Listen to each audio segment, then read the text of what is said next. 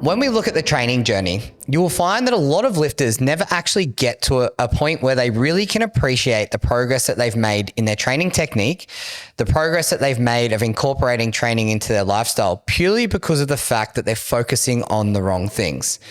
Now, I say this from a place of non-judgment where I see so many lifters come through our doors. I see so many people in the fitness industry chasing the wrong metrics or chasing the wrong outcome.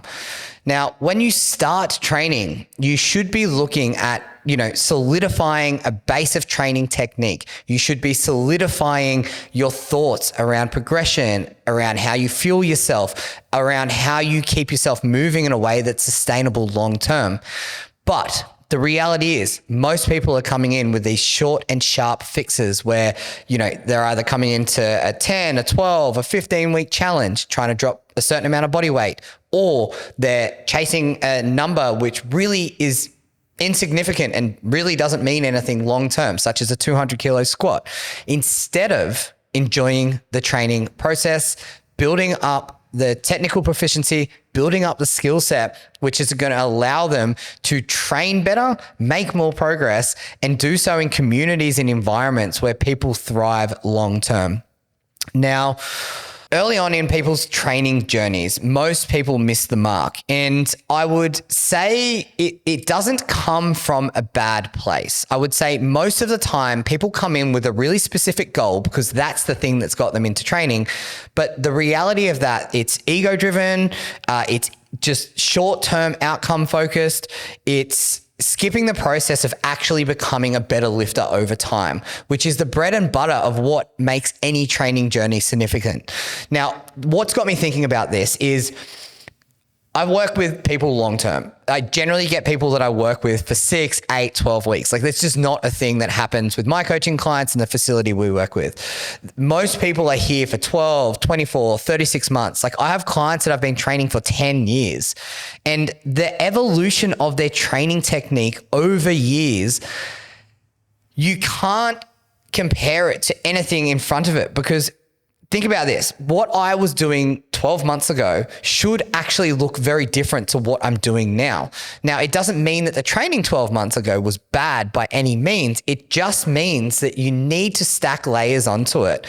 And, where you start out and the progression of your evolution of your training technique has to improve over time. So you can't get to the end point straight away, which is why we need to change the way that we look at things. Because when you're working with people for, it's a real privilege, but when you're working with people for longer periods of time, you can see pivotal points in time that have changed their training technique, that have changed the way that they approach things. Now, let's put some examples around this. Say, for instance, you were training for, strength predominantly, and you had a back injury. Now, yes, injuries suck. They're, a fork in the road. They're a line in the sand that can, cause a lot of discouragement or lack of motivation, however you want to look at it. But if you actually look at the actual injury and how you got there, it's a learning in itself. It's a point at which you can get better, you can identify what went wrong, and you can move forward. Now, as someone that's been training for a long period of time, you're going to have many of these points along the road. It doesn't necessarily just mean pain. You might be struggling at top weights with, say, bench press, and you keep missing bench press at the same spot every single time, or you're getting a reoccurring niggle or injury. And there's going to be these points that are basically points at which you then go, okay, because I'm a process-driven person, because I'm involved in this thing called lifting and I want to have it as part of what I do, I need to figure out a solution for this. I need to figure out a way at which I can, whether it's unlock mobility, build some muscle mass, build some stability control, or literally just do the thing better, a better understanding of how to do it. So when you are doing and involved in training long-term, our mindset shifts to this. So every lifter that's been doing it for a long time will have points at which they go, hey, I need to get better. Now, I have a client of mine who recently actually made a post about it and was just saying that, there's a pivotal point in time where their training technique improved so much purely because of an injury. And if you think about that, the injury, yes, it sucked, But the outcome of it, 12, 24 months later, it was absolutely phenomenal. But in order to get to the outcome, you needed to go through a little bit of the suck. You needed to go through a couple of points in time that, made you really question what you were doing. Now, what this looks like for a lifter is, in the start of a training journey, we'll often come in with these short, perfect scenarios in our head, in our mind, that they're superficial at best. And that's great because it gets people into the gym, but they're very short-lived. So the real people that make the best amount of success in the gym are the people that really just actually want to problem solve and figure out solutions for things. If you're lacking mobility, you work on mobility. If you're lacking muscle mass, you build it. These are common reoccurring themes that I talk about all the time because they are literally the foundation of your training technique. Now, what happens when we actually focus our attention further into actually how we can improve things? One of the biggest things, I suppose, in the fitness industry, and actually last year, funnily enough, there was a lot of big box gyms and commercial style gyms were banning tripods and people filming their actual exercise lifts. Now, that just seems crazy to me because, as someone who works with people online and someone that also films my own training, giving yourself the feedback of actually watching your training video is so important.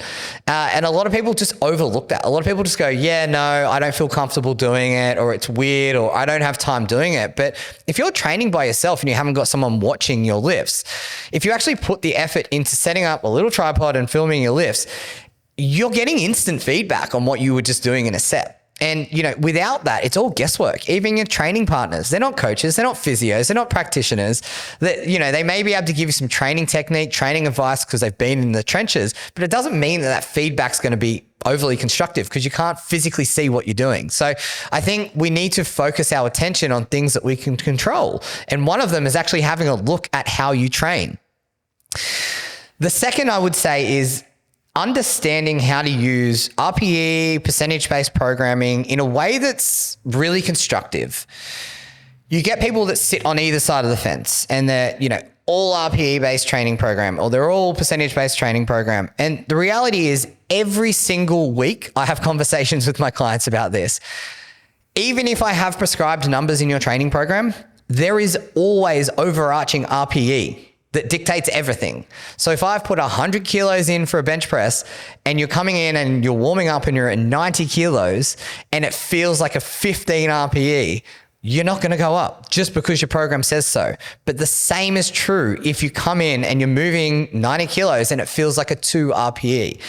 There has to be an overarching bird's eye view of how you auto-regulate your tension, your loads, your volume, and your intensity throughout a training week and session by session. Some sessions are going to be great. They're going to feel very constructive. You're going to feel like you can put weight on or do more reps, and others are just not going to feel that great. So there always has to be an overarching RPE value assigned to every training session that you do so that you can make progress, push when it's there, pull back when it's not, and not put yourself in a position where you end up with a silly injury just based off some people get really when they look at their training program, if I had 100 kilos in my training program, they don't want to fail the training program. And that's such a great attribute, but it can be really detrimental to someone as well, because it's I will do it regardless, but it's at your progression and it's at the expense of potentially an injury. So why would you put yourself at risk of injury? So filming your lifts, understanding that you've always got the overarching RPE in there that's pushing you forward and overarching your actual training program itself. Now, when we look at training technique and training cues, I always like to say to people it's an onion. Now, you can't start where you should finish. It's just not possible. You need to go through the stages of learning and development to understand how everything works as an ecosystem. Now, let's put some context around this. So if I was talking about the shoulder blades and I was talking about bench press position, I'm probably not going to get bogged down on the nuance of the shoulder blades, for instance. with someone, I'm going to give some very simple cues when they're starting out in the gym to push their chest high, to squeeze their shoulders back. Now, that's just to get a little bit of a base understanding of what the tension feels like, what muscles are working, how you create positions. Now, if I also then had that brand new person and I was like, I need you to do this and I need you to squeeze down this and think about this particular muscle, it's not going to make sense. So with the analogy of the onion, you have a layer, you take one layer off and there's another layer under it. And each layer that you keep going is building and building and refining your training technique.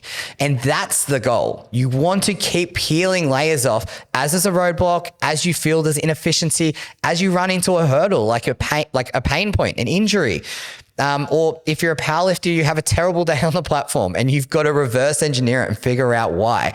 It's a real superpower. But you can't get to that point straight away.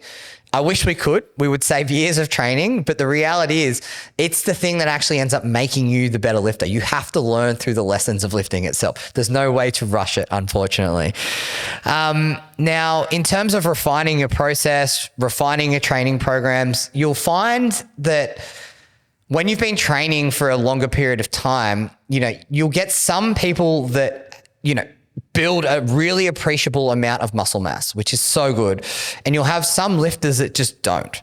And you need to figure out what you need to build so you can refine your training strategy. If you're someone that is really small and, is struggling to put weight on the bar purely because they don't have muscle mass, you need to build muscle mass. If you're someone that just really struggles under heavy loads and the skill component of lifting isn't efficient as it should be, you need to focus on lifting heavier. So as you get going and you start to take, some layers of that onion apart and, you're adding layers of technique, you also need to look at the training program itself and go, where are we missing out or where do we place our eggs for the next 6, 12 months to make you a better and more efficient lifter? And that is all part of training technique, because when you think about it, lifting a 10 RM versus lifting a 2 RM or a 1 RM are very different skill sets. So that is training technique. It's just training technique in different situations. Now, when you actually start to pull all of that stuff together, it is such a powerful tool and catalyst for becoming technical, your training technique evolving, and you just turning into a really process-driven lifter. And you'll find anyone that's been training for a really long period of time is very process driven. And, I suppose the moral of today's podcast is really that training technique is an evolution. It doesn't happen overnight. There is no one cue that's going to solve everything for you. There's no one training technique that's the be all end all. You have to just get in, get your hands dirty, start training, do the sets and reps, and just build a foundation. Once you've got the foundation, you add layers, you add complexity, and you only add it as it's welcomed and needed so that you can figure out problems along the way that are going to make you more technical, make you more in tune with things. So someone at the start of a training journey, it's going to be way too overwhelming throwing, 100 different things at this person. But for someone that's a seasoned lifter and has been training 3, 5, 10 years, the conversation is very different. The way you approach your cues are very different because the level of understanding is different. It's more nuanced and it's more specific to you. But there's no way that you can actually rush that process. So whether you're at the start of your training journey or whether you're further down, it's really important to acknowledge the fact that you have to be methodical about the way that you approach your training technique and evolution. That's it for today's episode. I will see you guys next time.